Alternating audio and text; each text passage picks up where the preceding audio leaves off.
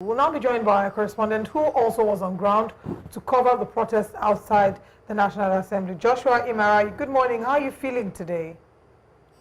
Good morning, Olive. I'm feeling better compared to yesterday. I was blind for a brief moment, but I regained my sight after the entire thing faded off.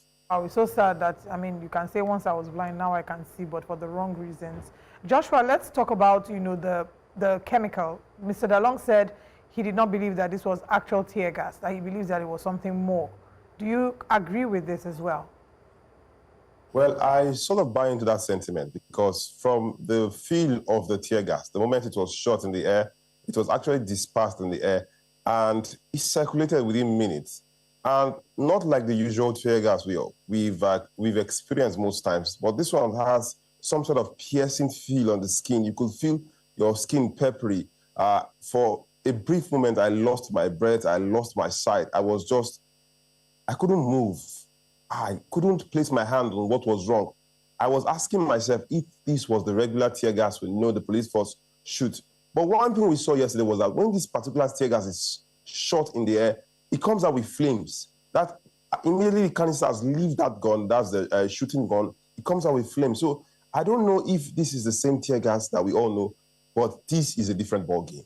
Can you tell us about the experience and what made the Nigerian police? Because people have been protesting at the National Assembly for some days now, and tear gas canisters were not deployed. As the police authorities given any reason, and from your own observation, were the protesters trying to breach the gate of the National Assembly? And why did they deploy tear gas canisters against peaceful protesters? And they knew that journalists were there, members of civil society were there, and they were only carrying out their constitutional responsibilities, which guarantees them the right to peaceful protest. Any particular reason with regards to dispersing that tear gas. But one thing I observed yesterday was that in the spontaneity of the moment, some of the protesters tried accessing the National Assembly once they were pushed back.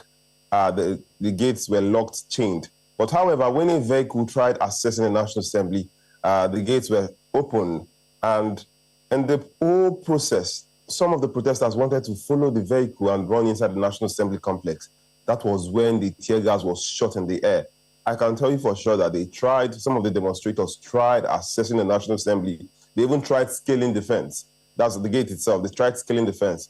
That was when the tear gas was shot. You could see that some of the members of Credible Movement for Election, the likes of Adewale Adebayo, the likes of Ubi Ezekwesili, the likes of Issa Abuja was there. Even the former Minister of Youth and Sports Development, Solomon Dalong, was there. They all felt the tear gas effect. So that was why they shot that tear gas. Before now, they've not been shooting tear gas. I was quite surprised that they were ready. But in a brief moment, after that first tear gas was shot in the air, all of a sudden we started seeing security operatives pulling out from different vehicles, from different corners. You would even imagine Abuja Environmental Protection Board, that is some of these guys wearing blue shirts. They were even apprehending protesters. There's a picture of where one of the drivers of that long vehicle was actually dragged by both officers of the Nigerian Immigration Service, as well as Nigerian Police Force, as well as even the Abuja Environmental Protection Board, who is not a security personnel, was even dragging these protesters. It shows that there seems to be less concern on the freedom of expression. Joe. Okay, Joshua, just final question because we need to hit the news straight. Is that the end for hashtag Occupy National Assembly? It seems it's come to an end since we've seen a final verdict, a decision made both at the House of Representatives and also the Senate. Question can be appropriately answered by some of the demonstrators or leaders of this demonstration. But one thing I know, and one thing they told us yesterday on the field, was that this might spiral into a nationwide protest. They might see a replication of the End Bad Governance protest, the same arrangement. And for a fact, the same laws they are fighting for has already been passed by the National Assembly, and it is not to their favor. So I don't think that they will die down because they've already made assertions that they'll be back, but this time in full force nationwide. Joshua Imarayi, for joining us. Please do stay safe, and we hope that there are no after effects. We will reach out to law enforcement agents and confirm what exactly was sprayed into the air, if it was tear gas, and what their reasoning was. Thank you for joining us this morning, and our regards to the rest of the colleagues in Abuja.